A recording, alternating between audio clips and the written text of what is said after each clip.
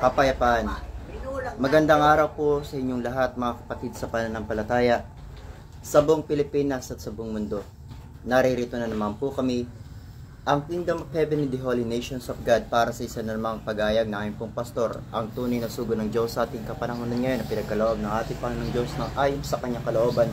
Nakakandili sa atin ang ating mga kaalaman at tunawa tungkol sa mga bagay-bagay at nangyayari sa ating kapanahonan ngayon. Mga hiwaga, talinghaga at misteryo ng ating banal na kasulatan, lahat po yan isa-isa ng ating pong pastor. Ang may pakinig ay makinig sa sinasabi ng tunay na sugo ng Diyos sa ating kapanahonan ngayon. Narito po si Pastor Leonides. Alright.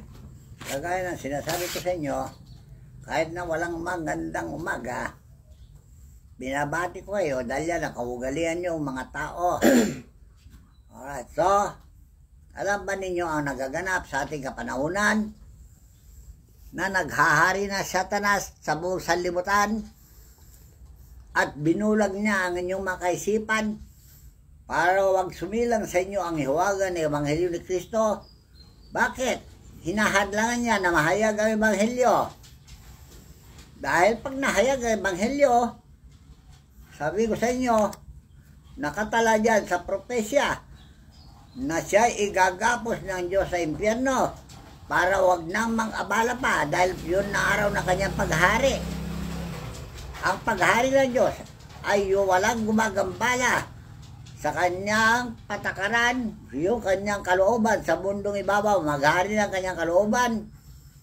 Kaya kayo mismo na may hawak ng mga facilities para sa komunikasyon, ginagamit niya kayo para sa ganun, hindi magliwanag ng Ebanghelyo. Dahil ang Ebanghelyo, siya ang kaligtasan lahat ng mga tao. Dahil ang Ebanghelyo, ipinahayag niya ang katuwiran ng Diyos para lahat ng tao ay maligtas. Saka po isa pang dapat ayusin ng nasa pamahalaan, yung mga nasa telco na yan, sobrang mahal. Talaga? Dito lang po sa Pilipinas, ang pinakamahal ng mga data at mga internet. Talaga? Sa ibang bansa, mura. So, kailangan kontrolin nyo lahat yan. Dahil yan ang pakulo ni Satanas para kumita kayo ng maraming salapi. Ang komunikasyon ay kagaya ng tinatawag na telegrama. Wala ng telegrama ngayon eh. Dahil sa telegrama, abbreviated lang ang mga salita para maiksi ang babayaran. Kaya makuha kayo sa tinatawag na maikling pangungusap para wala tayong maring gugugulin ng maraming salapi sa pamamagitan ng telecommunication. Alright, so maunawaan nyo sana ang aking sasabihin dahil panahon na tayo'y magkaisa para malutas na ang suliranin ng mundo.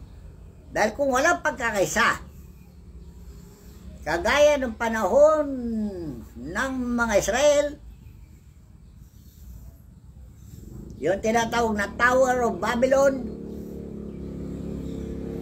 hindi natuloy yon dahil hindi sila magkakaintindihan. Walang pagkakaisa.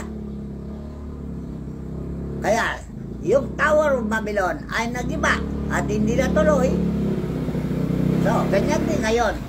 Itong kapayapaan, hindi matutuloy dahil sa hindi natin pagkakaintindihan, hindi pagkakaunawaan. Kaya naghahari siya sa mundo ibabaw. At yun naman ngayon ang sinusunod ninyo. Dahil ang alok niya sa sangkatawan, kung sambahin ninyo siya, payayamanin kayo lahat. Yan ang pinanukso niya kay Jesucristo. At si Jesucristo ay hindi natukso. Kaya iniwanan siya ni Jesucristo. Iniwanan niya si Jesucristo at magpasimula ang kanyang ebanghelyo at walang nakapigil dahil hindi niya mapigilan dahil hindi nagpasakop sa kanya Satanas. Tandaan nyo ha. So, itong modus na ito na pagpipigil niyo sa katotohanan, pakulo ni Satanas yan para hindi maghari si Kristo. So, ibig sabihin si Satanas pala kumukontrol sa kanila. Talaga. Malinaw. Malinaw na Satanas kumuturo sa inyo para hindi maghari ang kaliwanagan upang ang maghari ay ang kadiliman. Alam niyo ibig sabihin, ang kadiliman, kasamaan. Kasinungalingan na maghari at walang katotohanan, kaya pinipigilan niya ang katotohanan para hindi siya mapalaya sa sanlibutan ito. Dahil pinalaya sa langit nung unang panahon, saan siya natapon? Natapon siya dito sa lupa. Ngayon, nung bumaba si Kristo sa lupa, nadatnan niya sa Satanas na siyang naghari. Kaya ang pangako ni Kristo ay ito, I came to invade the world and to restore the kingdom of heaven, the lost kingdom of heaven. Ano yung nawalang kaharian ng langit? Hindi ba yung paraiso ni Adan? Nawala. Naitayo muli nung panahon ni Moses na siya yung bundok na Sinai. Alright. Naghari ang Diyos doon ng ilang panahon. Ngayon, nawasak na naman yon dahil sa kagawa ng maraming tao na hindi sumunod kay Moses. Dumating na naman si Jesucristo. At yung mga tao, hindi naman naniwala kay Jesucristo. Kundi tinutokso nila si Jesucristo at hindi pinaniniwalaan si Jesucristo. Ano sabi ni Jesucristo sa kanyang pag-ipag-usap sa kanila? Mga tao yun na ginagamit ng Satanas. Basahin, San Juan 8:23. Ano sabi ni Jesus sa mga tao kausap niya? Noong panahon niya. San Juan, Kapitulo 8, talatang 43. 43. Bakit hindi niyo napag-unawa ang aking pananalita? Sapagkat hindi niyo mangyayaring dinggin ang aking salita. Kayo'y sa inyong amang dyablo. Sige, maliwanag na yung mga hindi umuunawa sa salita ni Kristo ay anak ng dyablo. Yun ang sabi naman ni Juan Evangelista, lahi ng mga ulupong. Lahi ng mga hulupong. So, itong dalawang akusasyon na ito, alin na dumama? Lahi ng ulupong o anak ni Satanas? Sige, tuloy mo, buwasa. Kayo'y sa inyong amang dyablo, at ang nais ng inyong ama ang ibig ninyong gawin. Siya isang mamamatay tao buhat pa ng una at hindi nananatili sa katotohanan, sapagkat walang katotohanan sa kanya. Pag nagsasalita siya ng kasinungalingan, ay nagsasalita siya ng saganang kanya, sapagkat siya isang sinungaling at ama nito. Alright. Anong klaseng pananalita? Yung ginagawa ni Diablo. Panlinlang. Linlangin niya mga tao na nagpanggap siya na ay siya'y anghel ng kaliwanagan. Sabi ni Pablo, nagpanggap siya na sugo ng Diyos at sasakupin niya lahat ng tao, pati yung mga banal na tao, nililinlang niya. Kaya ganyan ang pananalita ni Jesus, dahil lahat ng tao na sumasalungat sa kanya, maliwanag na alam ni Jesus na sila'y ginagamit ni Satanas. Hanggang ngayon sa panahon natin. Dituloy mo. Ngunit dahil sa sinasabi ko ang katotohanan na hindi niyo ako sinasampalatayanan, sino sa inyo ang makasusumbat sa akin tungkol sa kasalanan? Kung sinasabi ko ang katotohanan. Alright. Itong bang katotohanan na pinipacebook namin, ayaw niyong pakinggan? Ayaw niyong sampalatayanan? Di ba liwanag na kayo nga'y anak ng Diablo? Hinahadlangan ninyo ang tinig ng mga anak ng Diyos. Ang gusto yung mapakinggan, yung tinig ninyo na pambobola, panlilinlang sa mga tao. Kasinungalingan na sinasabi niyo sa mga tao na magbigay kayo ng kapayapaan para mapapurihan sila. Wala namang kapayapaan. Sino magbibigay ng kapayapaan? Hindi ba ang Diyos? Ba't nyo sinasaklawan ang tungkulin ng Diyos na siya magbibigay ng kapayapaan sa pamagitan ng kanyang mga anak na ibinulao sa mundong ibabaw na ito? Marami ng mga anak ng Diyos. Andyan na si Linemen. Andyan na si Miranda. Nandyan na si Albert. Oh, Albert.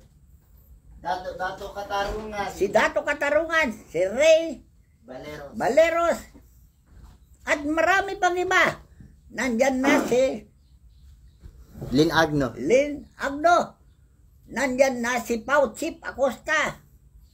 Nandyan Rapi na Tulfo. si Senador Rapi Tulfo. Rapi Tulfo. At marami pa. Wait lang po, wait lang. Ito ba ang mga anak ng Diyos na naghahayag ng katotohanan at ginagampanan nila ang kanilang tungkulin? Dapat ba ninyong hadlangan? Dapat ba ninyong i-delete sa inyong mga komunikasyon na open para sa tao? Tapos gayon, hahadlangan ninyo ang paghayag ng totoo? Alright. Sabagay, yung ginagawa ni Pau Chip Acosta, totoo na yun eh. Isang bagay na kapagpapabago sa tao, ang tinatawag na hustisya. Nandiyan sa Isaias 56:1. Dahil ang hustisya, katarungan, ay magliligtas na maraming nilalang at mabawasan ng kaguluhan sa mundong ibabaw. Dahil ang hukom dito sa lupa ay mayroong pinapanigan at mayroong kinikilingan dahil sa larangan ng pera. Sa larangan ng salapi. Sa larangan ng salapi. Dahil yan, sa larangan ng salapi, maliwanag na sinabi ko sa inyo na offer ni Satanas sa mga anak ng Diyos. Sino ba mga anak ng Diyos? Yung gumagawa mabuti ay anak ng Diyos. At kinakalaban sila ng mga taong sugapa sa pera para sirain ang hustisya at katarungan. Kaya ganyan nangyari sa sanlibutan. Nasira ang hustisya at katarungan dahil sa larangan ng salapi. Sa larangan ng panunuhol. Sa larangan ng panunuhol. Dahil ayaw nila na may kukontra sa kanilang mga tinatawag na operandi, modus operandi. Alright. So, ito ang nangyayari sa ating kapanahonan at noong una pang panahon. Yan ang nangyayari sa sangkatawan. At ang sabi ng Diyos, wala pang nagbago. Wala pang isa nagbago. Lalo na sa mga mahawak sa pamahalaan, lalo na sa mga humahawak ng mga relihiyon, wala pang nagbago. Dahil ang relihiyon, ginagawa nilang kabuhayan, hanap buhay ang relihiyon. Ito ba ay matuwid? O bakit napirmahan ang mga relihiyon na piki sa mundong ibabaw? Malaki kinita nila dun. Dahil sa SEC, Securities and Exchange Commission, magbibigay ng permit sa sinumang taong gusto maghayag, gusto makilala sa mundong ibabaw, pero hindi nyo alam na sila ay kinakasangkapan ni Satanas, ang mga relihiyon na yan. Ano tunay na relihiyon na ginawa ng Diyos sa mundong ibabaw? Ano ang tunay na relihiyon na ipinairal ng Diyos sa mundong ibabaw para siya ang sundin natin? Ipinakilala ni Jesus yan eh. Sinusunod ba na sangkatauhan? Dahil si Jesus lamang ang taong sinabihan niya na siya ang ating paniwalaan. Ano ba ang hinayag ni Jesus na dapat natin paniwalaan? Hindi ba yung nandun sa San Juan 4:22? Ibasahin.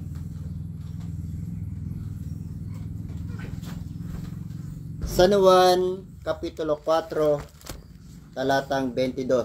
Sinasamba ninyo ang hindi ninyo nalalaman, sinasamba namin ang nalalaman namin, sapagkat ang kaligtasan ay nagagaling sa mga Hudyo. Tuloy mo. Datapwat dumarating ang oras at ngayon nga, nasasambahin ng mga tunay na mananamba ang Ama sa Espiritu at katotohanan. Sapagkat hinahanap ng Ama ang mga gayon na maging mananamba sa Kanya. Ang Diyos ay Espiritu, at ang mga sa Kanya nagsasamba ay kinakailangan magsisamba sa Espiritu at sa katotohanan. Oh, maliwanag yan ha. O kayo, nasa pamahalaan, sumasamba ba kayo sa Espiritu? Kayo mga relihiyon. Sumasamba ba kayo sa Espiritu? Meron ba kayong banal na Espiritu na tagapagturo sa iglesia na sinasabi ni Jesus doon sa San Juan 14, 26 o 15, 26? San Juan, Kapitulo 14, talatang 26. Datapwat ang mga aliw sa makatuwid bagay ang Espiritu Santo na susugoy ng Ama sa aking pangalan. Siyang magtuturo sa inyo ng lahat ng mga bagay at magpapaalaala ng lahat na sa inyo'y aking sinabi. O kayong nasa pamalaan, kayong nasa relihiyon, meron ba kayong regalo na Espiritu Santo sa inyo para sa inyong paniwalaan at magturo sa inyo na lahat ng mga bagay na ukol sa Diyos? Meron ba kayo niyan? Panahon na po kasi mga kapatid sa pananampalataya na maunawaan ninyo at maalaman ninyo ngayon na ang Espiritu Santo po ay bumababa po yan sa kalagitnaan ng pagpupulong. Nagpapakahayag po siya. Panahon na po para maalaman nyo na po yan. Okay, sana batayin mo, magsalita. Nasa Gawa, Kapitulo 2. Gawa, Kapitulo 2, talatang 17. Oo. At mangyayari na sa mga huling araw, sabi ng Diyos, na ibubuhos ko ang aking Espiritu sa lahat ng laman. Alright, maliwanag lahat ng tao ay bubuhusan ng Espiritu ng Diyos. Asan ang Espiritu ng Diyos na nabuhos sa inyo? Wala. Ang Espiritu ni Satanas ang nabuhos sa inyo. Yung mabubuting tao lang po kasi nabubuhusan ng Espiritu ng Diyos. Hindi, pinangako niya sa lahat ng tao. Kaya sa lahat ng tao, pinanurusan niya. Dahil ang sakit ay pagtawag sa Diyos yan. Pagtawag ng Diyos. Pagtawag ng Diyos yan sa tao para sumamba sa Diyos. Eh kayo naman mga doktor, nakikialam kayo sa masakit. Wala naman kayo alam tungkol sa sakit. Kaya nagkakagulo ang mundo dahil sa inyo.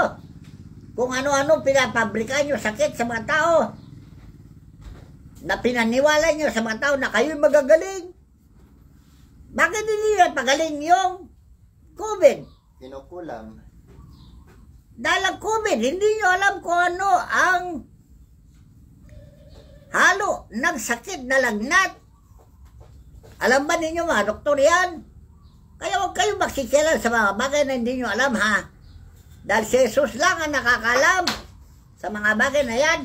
At ipinalam din sa amin ang mga bagay na yan. So, kayo lahat ay problema sa ating kapanahunan. Ha? Lahat kayo ay problema ng Diyos. Kayo ang nagbibigay ng kaguluhan sa mundo ibabaw na dapat ay maayos na sa pamagitan ng Espiritu ni Kristo. Okay, kailan darating ang Espiritu ni Kristo? Dahil sinasabi ng relihiyon, magbabalik si Kristo. Paano magbalik si Kristo? Ay hindi naman ninyo tinatanggap si Kristo. Ang tinatanggap ninyo ay Espiritu ng Diablo. Yung pag-alok ng maraming kayamanan, pagpapayaman, yan ang alok ni Diablo. At yan ang kinagat ninyong pain ni Diablo. Pero yung pain ni Jesus ay hindi nyo kagatin. Ano yung pain ni Jesus? Pagpapagaling lahat ng mga sakit. Yan ang pain. Doon sa mga taong may sakit, pagpapagaling.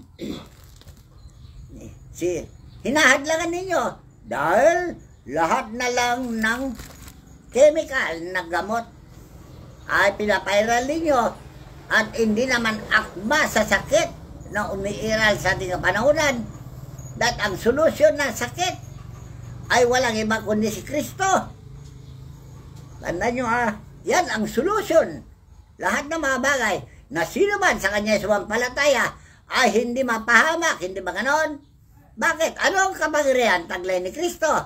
Ito, nasa Matthew 4:23. At nilibot ni Jesus ang buong Galilea, nagtuturo sa mga sinagoga nila at ipinangangaral ang ebanghelyo ng kaharian at nagpapagaling ng lahat ng sari-saring sakit at ng lahat ng karamdaman na nasa mga tao. So, malinaw lahat ng karamdaman, sari-saring sakit, anumang sakit na umiral sa libutan, basta ipagkatiwala nyo sa Kanya dahil siya ang solusyon ng lahat ng mga bagay. Ang tanong, asan si Jesucristo ngayon? Alright. Alam ba ninyo kung saan si Jesucristo? Hindi pa nyo alam. Bulag kayo eh. Sabi nyo, nasa inyo si Kristo. Kayo at tunay na Kristiyano. Sabi ng Iglesia ni Cristo, nasa kanila raw. Oh, inangkin na naman ang Iglesia ni Kristo na sila ang katawan ni Kristo. Sabi naman ng Katoliko, nasa kanila rin daw. Ang Katoliko nasa kanila ng Diyos. Bakit napapahamak ang kanila mga membro? At puro padoktor na padoktor. Hindi nyo alam na mga doktor napapahiya ngayon sa ating kapanahunan? Yon ang sabi ni Pablo. Pati mga doktor nagkamatay din. Pati doktor nagkakamatay din. So, ito mga nangyayari sa ating kapanahunan. Pag-uusapan natin para mabigyan natin ng solusyon. Dahil ang solusyon dyan, walang iba kundi ang Diyos. Kaya ang Diyos ngayon, na nasa kay Kristo, nagligtas na maraming tao nung panahon niya dahil wala makapagpatotoo nung panahon niya na ang Diyos ay nasa kay Kristo Jesus. O sa panahon natin, ganun din. O, paano yung masaksihan ng Diyos ay nasa isang tao kung hindi naman yung makita ang Diyos? Dahil bulag kayo, dahil malinis lang ang puso na makakita sa Diyos. Tandaan nyo, dahil nung panahon ni Jesus, walang nakakilala sa Diyos kailanman, kundi siya ang nagpakilala sa Diyos. Si Jesus ang nagpakilala sa Diyos. Anong pagpapakilala na ginamit niya? O ito, nasa San Juan 14, 11.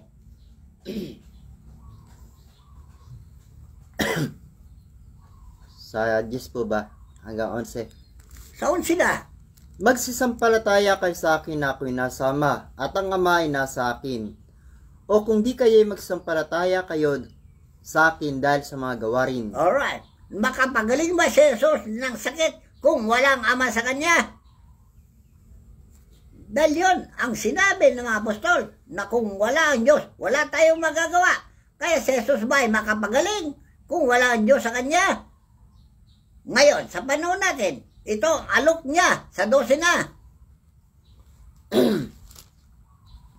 Katotohanan sinasabi ko sa inyo, ang sa akin ay sumasampalataya, ay gagawin din naman niya ang mga gawang aking ginagawa. At Lakasan mo At lalong dakilang mga gawa kaysa rito ang gagawin niya, sapagkat ako'y paroroon sa Ama. Alright. Maliwanag ha. Sumasampalataya ba kayo kay Kristo? Kristiyano ba kayo talaga? Bakit hindi magawa yung ginagawa niya? Anong ginagawa niya? Di ba yun binasa na? Nililibot na Jesus ang buong Pilipinas. At nagpapagaling. At pinangangaral ang ebanghelyo ng kaharian ng langit. At nagpapagaling ng sari-saring sakit at sari-saring karamdaman sa mga tao. Yung mga doktor ba, napagaling nila yung sari-saring sakit? Wala. Kung hindi lang mapagaling yung sakit, puputulin, operahin. Hindi nyo alam na bawal yung sirain ang katawan ng tao. Di ba nyo nabasa sa Biblia? Okay, sana kaya huminga ako sa inyo na para umanhin. Dahil hindi ko na matagpuan yung sitas na nakalagay doon na huwag mong sisirain ang lupa na ipinamana sa iyo ang Diyos. Bakit sinisira mga doktor? Opera dito, opera doon, putol dito, putol doon, putol sa suso, putol ng paa. Kung ano, pinuputol yun sa katawan ng tao. Paninira yan. Tandaan nyo kayo mga doktor, mapanira, mapagkatha ng sakit. Kahit na kaunti lang yung sakit ng tao, kung ano pinupropaganda yung sakit para takutin yung tao, para magbayad na mahal. So, alisin na yung mga ubudo sa operandi nyo. Dahil alam ko ang ginagawa nyo. Dahil ako'y matanda na. Hindi ako ulol na kamukha ninyo. At huwag nyo ko ululin. Dahil alam ko ang sakit ng tao. Hindi na kailangan operasyon. Basta, daliri ng Diyos ang gagamitin niya. Gagaling na ang lahat ng sakit at karamdaman sa tao. ayon sa paniwala ng tao. Lucas 11:20. Sige, basahin. Ngunit kung sa pamamagitan ng daliri ng Diyos ay nagpapalabas ako ng mga demonyo, dumating nga sa inyo ang kaharian ng Diyos. O hindi lang, demonyo mapalayas, pati lahat ng sakit sa tao, mapalayas ng daliri ng Diyos. Alright. Asan ang daliri ng Diyos? Doon sa mga taong pinagagamit nila ang katawan nila sa Diyos, kamukha ni Jesus, pinagamit niya sa Diyos ang kanyang katawan para gamitin ng Diyos at lahat ng sakit ay mapagaling niya dahil ang Diyos ay nasa kanya. Ngayon din sa panahon natin, pareho lang. Alright. Kung sino sa ang taong ipinagamit niya ang katawan niya sa Diyos para gamitin ng Diyos sa kanyang kapangyarihan, siya yan. Kita na. So, kayo mga bulag sa pananampalataya, bulag na mga pastor, bulag na mga ministro, huwag kayong magsisiram kung hindi pa nyo nakilala ang Diyos. Kailanman, ha? Paano po ba sila nabulag? Paano kayo hindi mabulag? Hindi malinis ang puso nyo. Dahil ang malinis ang puso, siya lang makakita sa Diyos. Tandaan nyo, ha? At isa pa po ba na nabulag sila dahil nangaral sila, hindi pa nila nakita ang Diyos, hindi Talaga? pa nakausap ang Diyos, nangaral na sila, ganun po ba? Hindi man sila inutusan na mangaral. Nangaral na sila. Dahil sa relihiyon, siya nagpahintulot sa kanila na sila'y mangaral sa kanilang relihiyon, na ang mga ngaral nila ay puro sinungaling din naman. Diyos ba ang relihiyon? Malaki po kasi ang kinikita nila dun eh.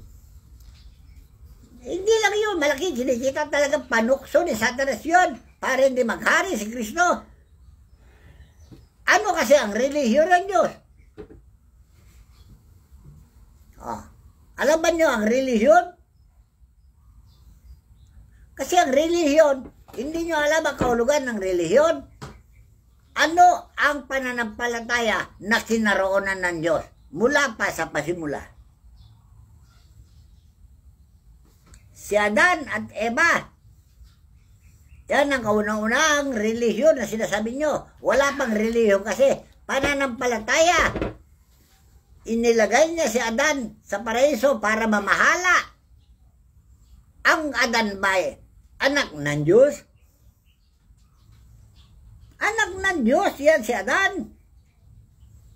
Bakit nasira yung paraiso? Dahil sa kanyang asawa si Eva, tinukso ng demonyo at kumagat naman si Adan dahil mahal niya yung kanyang asawa. So nasira ang paraiso dahil sa kanila. Ngayon, ibinabalik ng paraiso. Ibinabalik ni Moises yung paraiso doon sa bundok ng Sinai. Pero yung mga tao, hindi rin sumunod kay Moises. Basahin doon sa Matthew ay Hebreo 3:15. 4 na taon na nangangaral si Moises, naninirbon, hindi nila pinaniwalaan. Bakit? Dahil tao siya eh. Ginamit ng Diyos noong panahon niya. Ngayon, pinaniwalaan ba si Moises? Hindi. Nangamatay lahat yung mga kasangkapan ng gobyerno o membro ng gobyerno na kasama niyang mamamahala. Dahil sinabi niya mismo, hindi na kaya pamahalaan ang buong sanlibutan, mag-isa niya. Bakit? Ang lawak ang sanlibutan Kaya naglagay siya ng mga pangupangulo para mamahala. Ito mga pangupangulo ba ito? Tunay na mahala ba? O ng jackpot na maraming pera? Yan ang nangyari ng panahon ni Moises. Pinatay niya lahat ng mga kasangkapan ng gobyerno dahil hindi silunod yung 10 utos na sinabi kay Moises na huwag ka magnanakaw. O yung gobyerno ba ay magnanakaw? Tulisan ba sila magnanakaw? Yun ang akusasyon ni Miguel ngayon sa panahon natin. Lahat daw na membro ng gobyerno magnanakaw at tulisan. Ito po ang sinabi ni Propeta Moises, Hebreo 3:10. Sige. Dahil dito'y nagalit ako sa lahing ito at aking sinabi, laging sila'y nagkakamali sa kanilang puso, ngunit hindi nila nakakilala ang aking mga daan. Alright. Ano pa't aking isinumpa sa aking kagalitan, sila'y hindi magsisipasok sa aking kapahingahan. O yan ang nangyari ng panahon ni Moises. Lahat ng membro ng gobyerno na kasama ni Moises na namahala, hindi sumunod sa 10 utos. Nagnakaw sila, ng babae sila, nangalunya sila, nagsinungaling sila. Kaya hindi sila nakapasok sa kapahingahan. Eh, ganun pa rin naman po na sa panahon natin. O ngayon sa panahon natin, Wala totoo ba namang yung bago. sinabi ni Miguel, Arkanghel? Dahil si San Miguel Arkanghel, siya ang ginamit ko na magsiyasat sa inyo. Dahil ang mga NBI ninyo at CIS ninyo, walang na-report na mabuti. So, ibig sabihin po pala, walang silbi. Walang silbi. Nagsisildo sila. Pero hindi tapat sa tungkulin. Dahil lahat ng mga sindikato, tinatakpan nila. Bakit? Takot sila mapatay na sindikato eh. Eh, malaki rin po yung lagay doon. Kaya, tinatanggap niya lagay. Huwag lang siyang mamatay.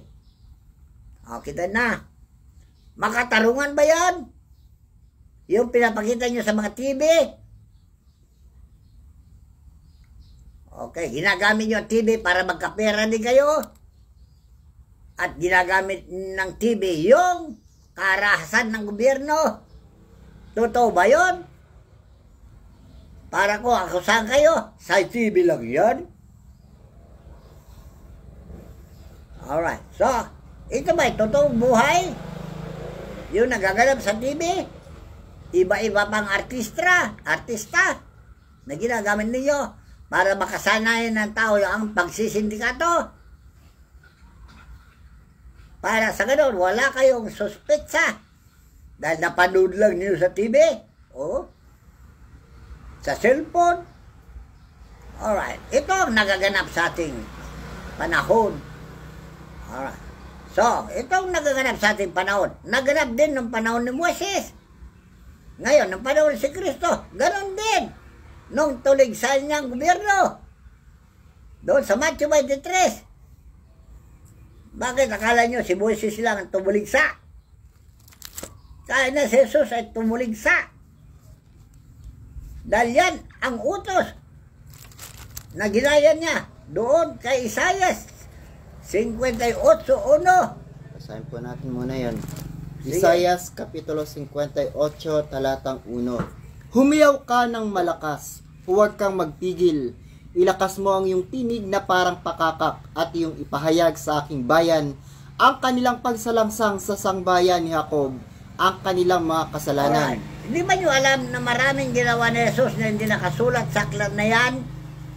Nandun sa Matthew o San Juan na sinasabi marami pang ginawa ni Jesus na hindi nakasulat sa aklat na ito, na kung susulatin isa-isa ay hindi magkasya ang salimutan na susulatan.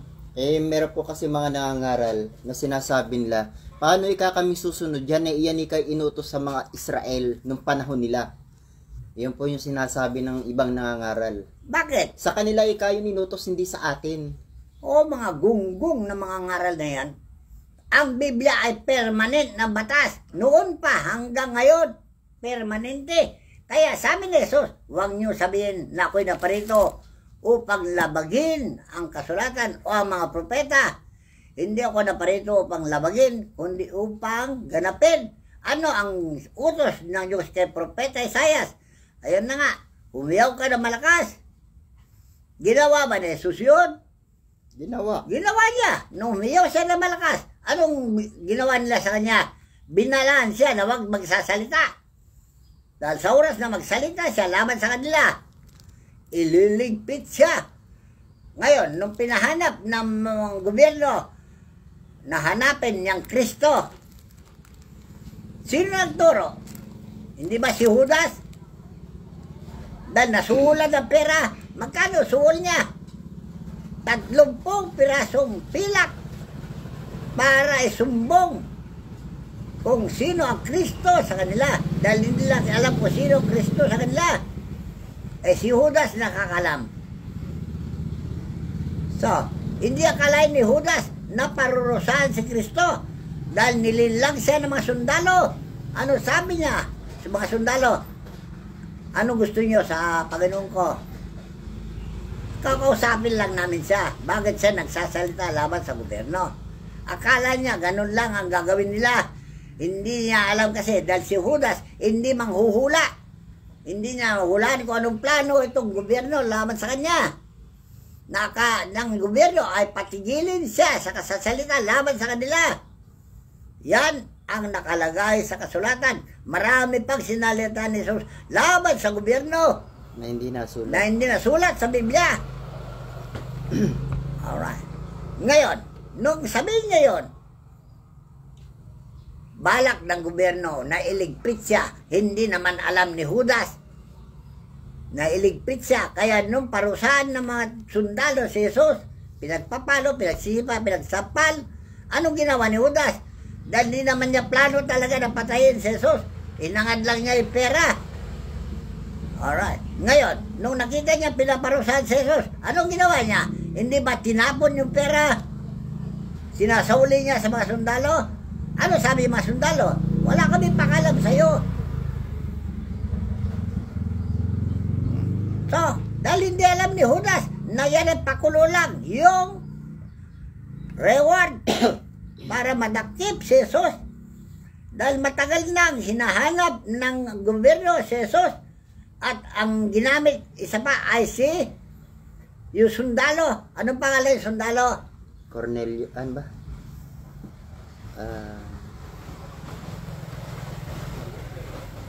Anong pangalan yung sundalo na may warrant of arrest laban kay Kristo para arestuhin?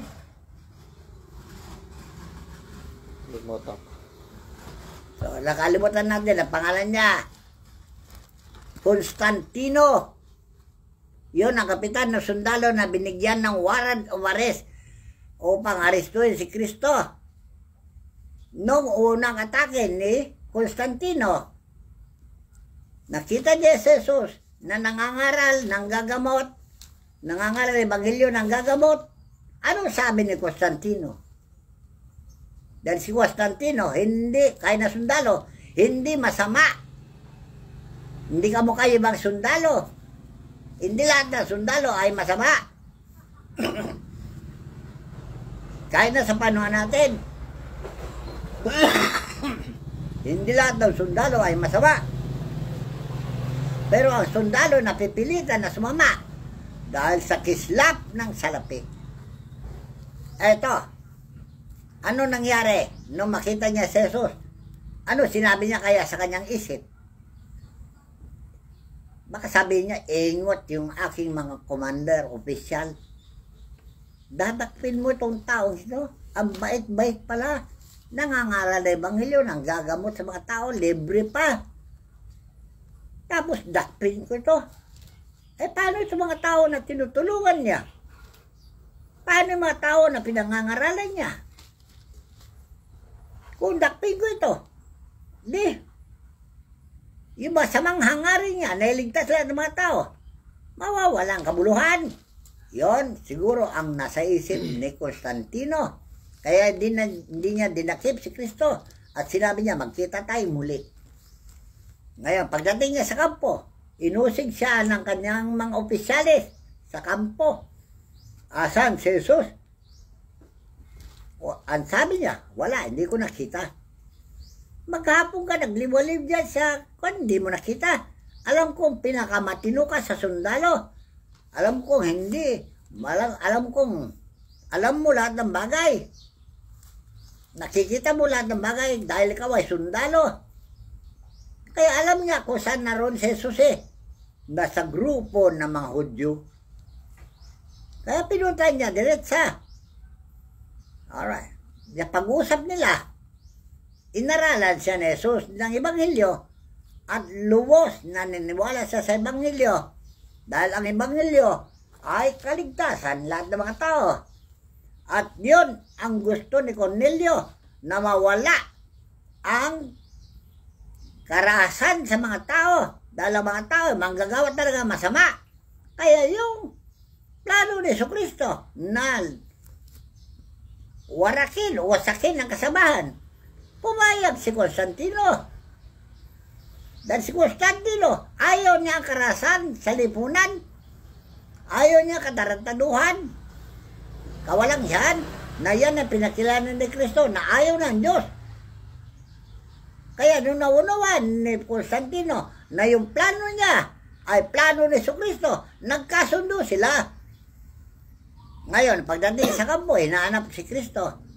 Hindi maniwala yung mga sundalo o mga opisyal ng sundalo na walang makita si Constantino, dahil si Constantino, matalinong sundalo, alam niya kung saan naman kriminal nagtatago. Kriminal ba si Jesucristo? Hindi naman kriminal eh. Alright. Kaya, hindi niya hinuli. Ngayon, sabi ng mga opisyalis, punta ka bukas ha, hanapin mo ulit siya. Ngayon, nung palis niya, pinasundan siya ng espiya. Isang tao nagmasid kay Constantino kung tunay nga yung sinabi ni Constantino na hindi niya nakita si Kristo. Hindi maniwala yung mga opisyal na hindi niya nakita si Kristo. Dahil ang mga sundalo, alam nila kung saan ang kaaway. Kaya lang, pag may warrant of arrest, sinuhuli nila talaga. Ngayon din, ganun siya ng panahon. Lalo kung may reward, huhuliin na nila talaga. Alright. Kaya dala-dala ni Constantino yung reward. Kaya pag hinuli niya, siya rin na makatanggap yung reward. Dahil siya nakahuli mismo. So, yung reward, mapasa kanila. Ganyan ang ugali ngayon ng mga sundalo sa ating kapanahonan. Hindi la huliin yung kriminal hanggang sa walang reward. Ngayon, pag nandun na reward, huhuliin na nila talaga dahil alam nila kung saan nagtatago ang mga kriminal. So, yung reward, mapasa kamay din nila. Maganda na. Yan ang ating panahon. Nagaganap lahat ng mga bagay na yan.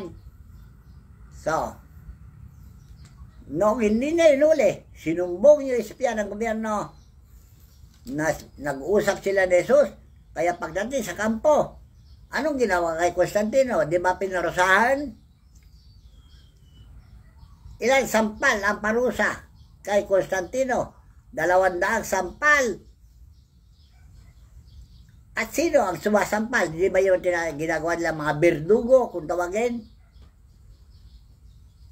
Tagaparusa sa mga kriminal, berdugo. Pwede pumatay, pwede manakit. Yan ang berdugo, malalaking tao. Gano'ng kalaki ang palad ng isang taong malaki? 6-footer, 7-footer. Yung 6-footer na lang o 7-footer, gano'ng kalaki ang palad na sasampal sa mukha mo? Hindi ka kaya mahilo. Ano nangyari kay Constantino? Saka sasampal sa mukha niya. Nabulag. Umusli ang kanyang mata, lumabas yung kanyang mata sa kasampal. Kaya nabulag siya. Dahil yan ang parusa ng panahon nila. Kundi sampal, palo. Latiko. Kundi latiko. Garote. Alam niyo, garote. Yung sasakalin na ligmo ng sa babagitan ng liabe. O, bakal na paigpit hanggang sa masakal ka. Yan ang tinatawag na garote. At meron pa yung tinatawag na gelatin.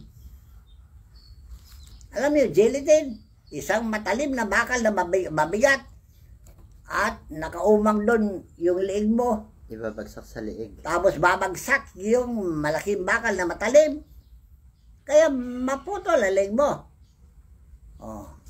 Yan ang mga parusa nung panahon na yun. Hanggang nung panahon ni Rizal, meron pa yun. Tandaan nyo. Yung garote. Yung tatlong pari, ginarote. Talaga. O ngayon, yung mga pulis na nagkakasala, nasampal ba? Nagarote ba? Naparusahan ba? Ililipat lang. Halimbawa, taga Maynila sila, nagkasala sila dito sa Maynila, ililipat lang ng Mindanao, ganun. Talaga. Kung sino yung mga kriminal, sila nakakalaya ngayon sa panahon natin. So, meron bang hustisya talaga? Kung sino yung maraming nanakaw, hanggang ngayon may posisyon pa sa gobyerno. Oh, ngayon, mayroon bang batas na ganyan? Ang gobyerno ba talaga ay patas ang kanyang pag-atol? Dahil yung nagnakaw ng itlog, hanggang ngayon di pa nakalabas. Yung nagnakaw ng billion. Yung nagnakaw ng billion, ayun, malaya siya ang gumagala. Nakaposisyon pa eh. So, ito ba ay hustisya talaga? Walang pangil ang batas. So, kaya sinasabi ko sa inyo, yan ang nakita ng Diyos na wala pang pagbabago. So, ngayon, itong walang pagbabago, ayan na ang mga parusa na ginawad niya sa mga tao. Dilubyo. Ilan na dilubyo na lumabas sa mundong ibabaw? Sa iba't ibang panig na daigdig. Nasindak ba kayo doon? Hindi yata. Hindi kayo nasindak. Dahil wala kayong takot sa Diyos. Ay kung yung bagay na yun ay maganap sa inyo, Ano daw po ba yung dahilan bakit sila dinidilubyo sa panahon natin? dahil sila ay makasalanan. Dahil halos lahat ng bansa ngayon dinidilubyo talaga. Makasalanan sila dahil maraming hindi maniwala kay Kristo. Maraming hindi tumatalima sa Ebanghelyo. Napanood ko kagabi yung sa parting Amerika, lahat binabaha. Talaga. Hindi lang sa Amerika. Buong sa libutan na kumbahin na kamukha ng panahon ninyo eh. Ano ngayon ang mangyayari sa sangkatauhan? Dahil yun na sinabi ni Pedro, kung ano ang naganap noong panahon ninyo eh. Ganon ang magaganap sa panahon natin. Kaya lang, marami na pumipigil dyan. Marami na mga banal na ayaw magyari yan. Kaya sila ang namamagitan para hindi matuloy itong mga dilubyo. Kagaya sila ng isang anghel Na umaakit sa sinisikatan ng araw. Yun ang nagagaya nila. Apokalipsis Kapitulo 7. Kaya po kasi hindi niya magunaw lahat buong mundo kasi po pinangako niya yon na hindi niya gugunawin. Kaya lang po, yung pagpatay ngayon, individual na. Talaga. Pulo-pulo na ng pagpatay ngayon, hindi pangkalahatan. Dahil binawi niya yung sentensya na yon. Alam niyo kung bakit niya binawi yung sentensya na yon? Dahil nadamay yung kakaunti kasalanan. Yung pong yung mga hindi makasalanan na mga banal. Yung walang pagbabayaran na mahal na dapat hindi ikamatay, nadamay sila nung panahon ni Noe. At nakita rin po ng Diyos ng mga tao pala kapag nasa harapan na yung kamatayan, doon pa lang sila tumatawag sa Diyos. Doon pa lang humihingi ng Oo saklolo. nga, pero hindi dapat idamay yung kakaunti ng kasalanan. Yun lang, malaki kasalanan ang dapat patayin. Ay kung bahayin niya lahat, di madamay yung maliit na kasalanan, yung kakaunti na kasalanan, madadamay. Ay ang napansin ko po kasi karamihan ng mga dinidilog yung bansa, yung mga taong hindi naniniwala sa Panginoong Jesucristo, Talaga? sa kanyang ebanghelyo. Kamukha na China. Naniniwala ba kay Jesucristo? China? Hindi. Anong Diyos ng China? Pera. Buddha. Buddha. Sino ba si Buddha? Propeta si Buddha. Ay nabanal po ba si Buddha? Ang tanong, nabanal ba si Buddha kagaya ni Jesucristo? Kagaya ni Moises? Kagaya ni Elias? At si Propeta Muhammad po ba nabanal din? Si Propeta Muhammad ba? Nabanal ba? O nga, may aral si Muhammad. Diyan sa Quran ninyo, kayo mga Muslim. Yan po, isa rin sa dinidilob yung mga bansa, yung mga bansang Muslim. Kaya panay ang parusa dyan sa Mindanao eh. Diyan parati ang bagyo sa Mindanao, Ultimong Bisaya. Mecca, yung may batong itim, binaha ng insekto. Mayaman na yun. Hindi naman paniwalaan yun eh. Basta, ang dapat yung paniwala ngayon, kung ano nangyayari sa kapanuhunan natin, mabalisan na kayo dyan. Dahil ang hangin, puro dyan sa Mindanao. Lindol, para dyan sa Mindanao. Bakit? Anong ginagawa ng mga Mindanao? Hindi ba yung kinakanta nyo? Mindanao, Mindanao. Marami pa rin po nakapropesiya na darating na talagang matitinding mga dilubyo darating sa Pilipinas. Sana po magkaroon sila ng takot Wala silang paniwala sa Biblia. Dahil gawa lang daw ng tao. Bakit? Bayukuran ba? Gawa ng Diyos yun o gawa rin ng tao? Tandaan nyo na, yun baka bumalik sa inyo yung hatol ninyo. Tsaka ayaw nila paniwala ng Panginoong Jesucristo. Mas lalo kaming hindi maniniwala sa inyo. Talaga, kung sino yung tinalaga na dapat paniwalaan, siya hindi namin paniwalaan. Pati mga Samantalang apostol, hindi rin nakakausap sila namin siya. naniniwala. Mas lalong hindi rin kami maniniwala sa inyo. So, baguhin na ninyo ha. Magbago na. Dahil kung di tayo magbago, sabi ng Diyos, parurusahan tayo na makapitupadan sa ating mga kasalanan. At kailangan po malaman ninyo, kami po ang saksi. Mga buhay po kami mga saksi ng Panginoong Jesucristo. Bumababa po siya rito, nangangaral, nanggagamot, nagbibigay ng mga biyaya at kapangyarihan. Eh wala naman kasi sa kanila eh. Dahil di naman nila paniniwalaan. Oh, sino po yung bumababa? Bumaba po ba si Propeta Muhammad o Propeta Buddha? Wala pa po ako narinig. Alright. Ito mga problema nating panahon na kasalukuyan. Kailangan resolvein na natin dito ha. Magsiparito kayo sa akin. Ngayon, nung sabi ni Kristo yan, sasabihin ko rin sa inyo. Dito kayo pumunta sa Kaharian ng Langit at pag-uusapan natin lahat ng mga bagay. Yan po sinabi ni Propeta Isaias. Para sa ating ikabubuti. Sige, basahin. Isaias Kapitulo 1, talatang 18. Magsiparito kayo ngayon at tayo'y magkatuwiranan. Sabi ng Panginoon, bagaman ang inyong mga kasalanan na maging tila mapula ay magiging mapuputi na parang niebe. Bagaman maging mapulang gaya ng matingkad na pula ay magiging parang balahibo ng tupa. Alright. O yan ang alok ng Diyos sa inyo. Na tayo'y magkaisa na, magkasundo na, mag-usap tayo para sa problema ng ating bansa. Aayusin natin sa pamagitan ng pagkakaisa ng pag-iisip, pagkakaisa ng akala, at isa lamang pag-iisip, at isa lang ang Diyos na sasambay natin. Yung Diyos na lumikha sa lahat, yun ang sambay natin. Hindi na mga propeta. Kung ayaw nyo kay Jesus, pero si Jesus, hindi pwedeng hindi sambahin dahil nandun siya sa piling ng Diyos Ama sa langit. Siya lamang po yung kahit sa isang tagapamagitan eh. So, hindi pwedeng sambahin, hindi pwedeng hindi sambahin yan. Dahil siya ang pinagkatiwalaan ng Diyos. Tandaan nyo ha. Bakit? Ano, China? Wala ba propeta ng China? Meron. Yun, Kung Yung Fu. Propeta ng China. O, yung propeta ng Russia. Na parito sa Pilipinas yun eh. Yun ang nagtakda ng relihiyon dito sa Pilipinas. Ewan ko, hindi ko na matandaan kung saan sa Maynila yan. Eh yung propeta ng India, nung nagkakamatay lahat ng mga tao roon na napipiste yung mga tao doon, bakit pumunta rito sa Kaharian ng Langit at humingi ng tulong dito? So, may propeta na India, may propeta na Sparta. Naipanalangin po yung bansa nila na huwag magkamatay mga tao. Lahat ng mga relihiyon na spiritual dyan sa ibang bansa, nakiugnayan na rito sa Pilipinas. At nagpapasalamat sila dahil ang Pilipinas daw ang nagtagumpay dahil ang Diyos ay lumipat sa Pilipinas.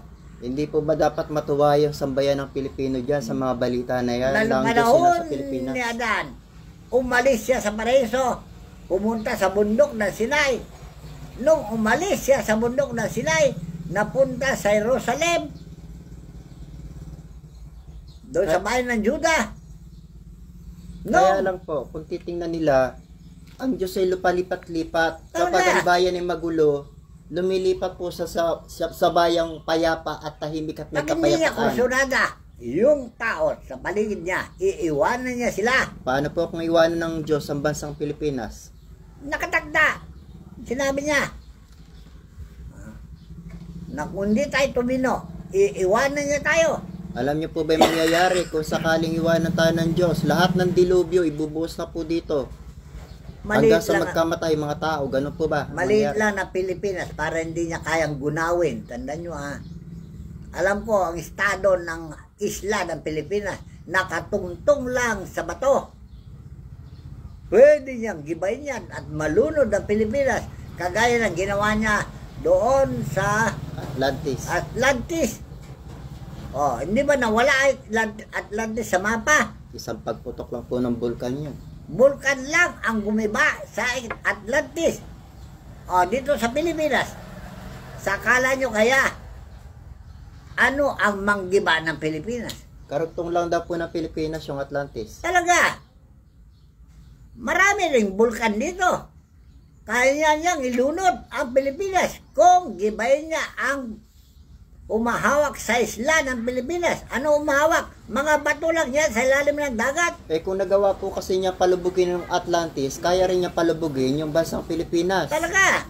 Ay dapat po matakot na yung lahat ng mga tao sa paggawa ng kasalanan. So, kung gawin ng Diyos yan at iwanan niya tayo, Pilipino, sa palagay nyo, hindi niya gugunawin ng Pilipinas. Isla lang yan, tandaan nyo ha. Nakaupo lang sa mga bato, sa ilalim ng dagat. Kaya niyang gibayin yan. Dahil nakita ko na ang ilalim ng lupa. Nakita ko na rin ang langit. Tandaan nyo ha. Nakita ko rin ang Diyos. Nakita ko na ang mga banal. So, yan ang binabalita ko sa inyo. So, dapat na tayo ngayon ay magkaisa ng pag-iisip. Lumapit kayo dito ngayon sa kanilang langit at tayo magkatuwiranan.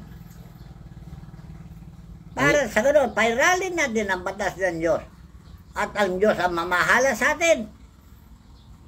At yung binasa po natin na talata na Isaiah 18, ibig sabihin po noon, kahit daw gaano pa kabigat yung mga nagawa nating kasalanan, kung tayo magkakatuwiranan, mag-uusapan, yan ang binigay niya kay Jesus na pagpapatawad ng kasalanan. Kaya yung tao nagpapatawad ng kasalanan, pinatay ng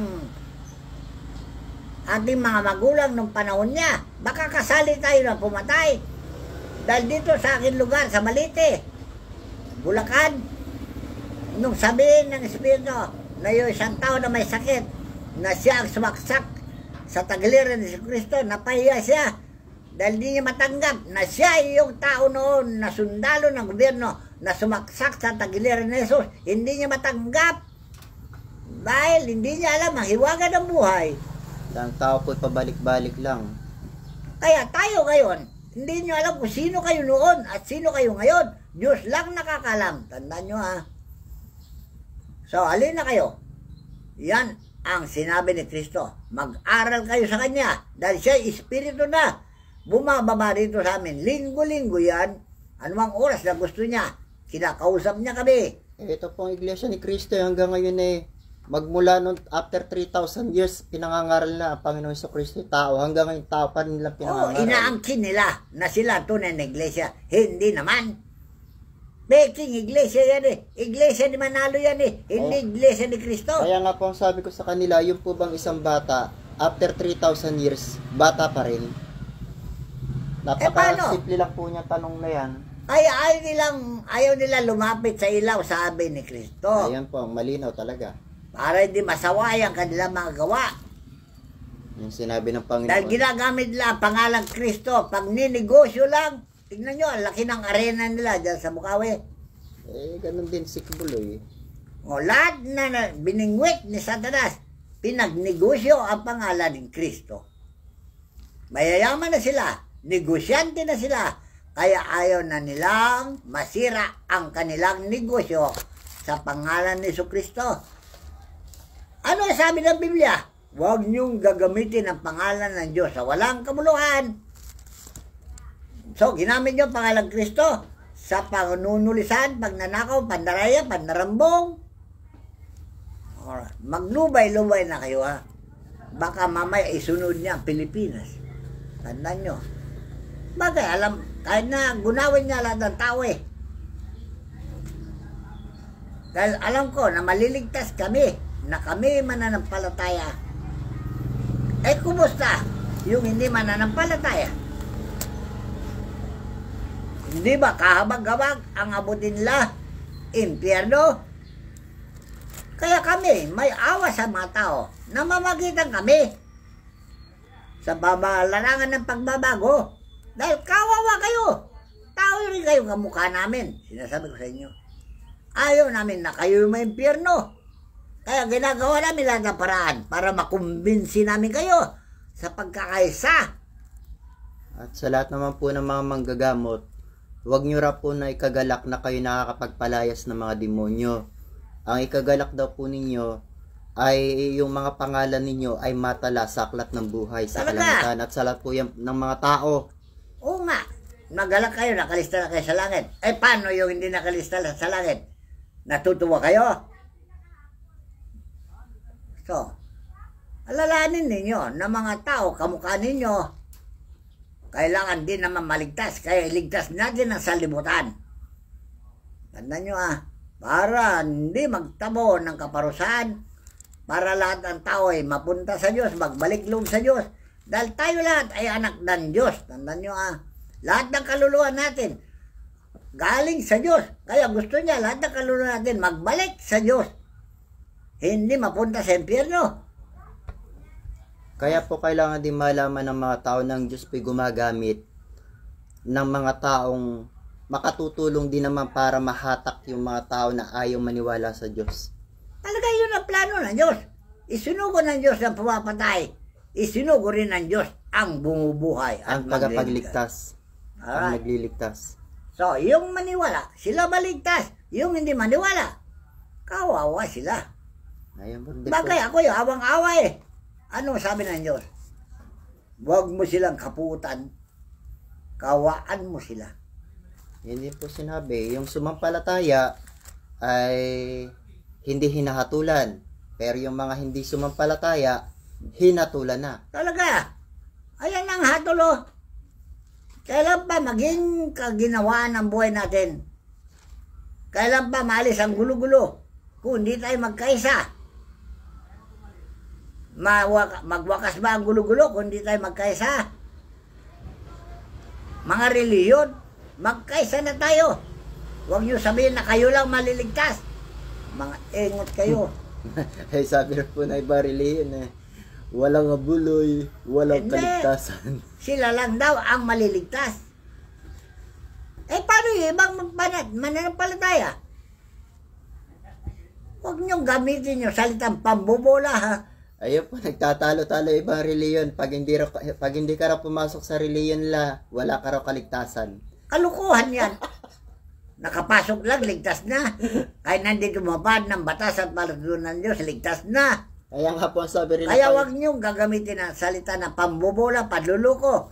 Yan ang bawal sa Diyos yan. hindi raw po maliligtas sa mga tao pag hindi pumasok sa reliyon nila. Kalukuhan yan. Kaya nga po sabi ng Panginoon, huwag niyong hatulan ang mga nasa labas ng inyong pananampalataya dahil ang Diyos po yung humahatol at naghuhukom sa kanila sa mga mga nasa labas ng relihiyon ninyo. Hindi At po huwag kayo nilang kinin na sila lang maligtas. Bakit? Narinig ba? Mayroon bang mensahe ng Diyos na ang Iglesia ni Cristo lang ililigtas? Ngayon po pinapangalap nila. Yung tunay na Iglesia ni Cristo, yung peke, paano? Maligtas ang peke. Romano Katoliko, ganun din yung kiniklaim nila. Peke ang Iglesia, yung mga yan. Iglesia Katoliko Romano, Iglesia ni Cristo. Yan ba ang tunay na Iglesia? O peke ang Iglesia? Gano'n ka peke ang Iglesia ninyo? Nandiyan ba ang Diyos sa inyo? Nakausap ba ninyo? Doon sa paraiso ni Adan, nakakausap niya ang Diyos. Noong panahon ni Moses, nakakausap niya ang Diyos. Noong panahon ni si Kristo, nasa kanya ang Diyos. Ngayon, sa panahon natin, nasa roon ng Diyos. Hindi ba hinahanap ko sa inyo? Kung nasa inyo ang Diyos, pupunta ako dyan, sasamba ko. Bakit? Huwag kayong buhaya. Dahil Diyos ko rin yan. Tandaan nyo na kailangan ko sumamba. Kung wala sa inyo, wala akong pakialam sa inyo. Pero, awang-awa ko sa inyo na nagpapanggap kayo na kayo ang tunay. Ang tunay na relihiyon ay siya yung kinaronan ng Diyos. Relihiyon pinag-usapan. Wala pa lang relihiyon, sinasabi ko sa inyo. Andun po yung presensya ng mga banal na espiritu. Ang tunay ng pananampalataya, nandun ang Diyos sa kanila. Yung presensya po ng mga banal na espiritu, nandun po sila, nagpapakahayag po sila. Diyos mismo, siya ang nag-utos sa mga espiritu. Nangangaral, naglilingkod, nagpapakahayag po yung mga banal na espiritu. Diyos mismo sa kanila. Inutusan lang niya ang mga espiritu para mangaral. Maliwanag po yan sa kalagitnaan po ng mga pagpupulong, mga pagsamba. Bumababa po kasi yung mga banal na espiritu. Kailangan nyo na pong malaman yan sa lahat po ng mananampalataya. Sinabi ko na, inulit mo lang eh. Kung saan naroon ang Diyos, yun ang tunay. Dahil ang Diyos sa espiritu. Kasali lahat ng mga banal na espiritu. Dahil kasama ng Diyos lahat ng kanyang espiritu. Dahil sabi po ni Apostol San Pablo, ngayon ang Panginoon ay siyang espiritu, at kung saan naroon ang espiritu ng Panginoon, doon ay may kalayaan. Talaga. O, saan ang espiritu ng Panginoon ngayon? Nasa inyo? Yan ang kiniklaim nila eh. O, kung nasa inyo, balikan naman nyo sa amin kung anong mensahe niya sa inyo. Huwag kayong buhaya. Dahil si Jesus, nung nasa kanya ang Diyos, ibinalita nila sa katawan ang salita ng Diyos. O kayo, sinusulo nyo ang salita ng Diyos, di buhaya kayo.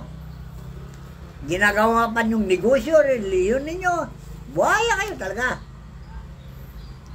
Kailangan na rin po ninyong malaman, ang pinakasusi po dyan ng pagbaba ng mga banal at ng Panginoon. Kailangan po meron kayo mga propeta. Hindi susi yun, palatandaan. Yan ang palatandaan kung saan na mga espiritu ng Diyos. Nandun yung Diyos, kasama nila. Yan ang tanda. Hindi susi. Ang susi ay yung paniwala mo. Pananampalatay mo sa Diyos, yan ang susi. Ang tanda, kung saan naroon ng Diyos, yun ang kanyang paraiso o kariyan. Kaya po napakahalaga ng mga propeta dahil yun po yung mga ginagamit nila. Ang propeta, ginamit ng Diyos upang ibalita ang mabubuting balita. Eh paano po kung wala silang mga propeta? Eh, kayo wala silang alam. Ayan po, napaka-importante po malaman nyo ng isang tunay na pananampalataya. Meron po mga propeta dahil sila po yung ginagamit ng Diyos. Talaga. Kahit na pa daw una, lahat ng gobyerno may propeta. Nag-aalaga sa kanila. Dahil ang propeta, ginagamit ng Diyos para maituwid ang mali ng isang tagapamahala o tagapangasiwa. Dahil kung wala kayo banal espiritu, puro mali ang magagawa ninyo. Bakit? Dahil ang espiritu ni Satanas ang sumasa inyo. Ay ang mga banal na espiritu po kasi ang nagiging tagapagturo sa lahat ng mananampalataya. Yun ang mga ginagamit niya para may hayag sa salibutan ang kanyang salita. Paano po? Sa huling mensahe na tayo.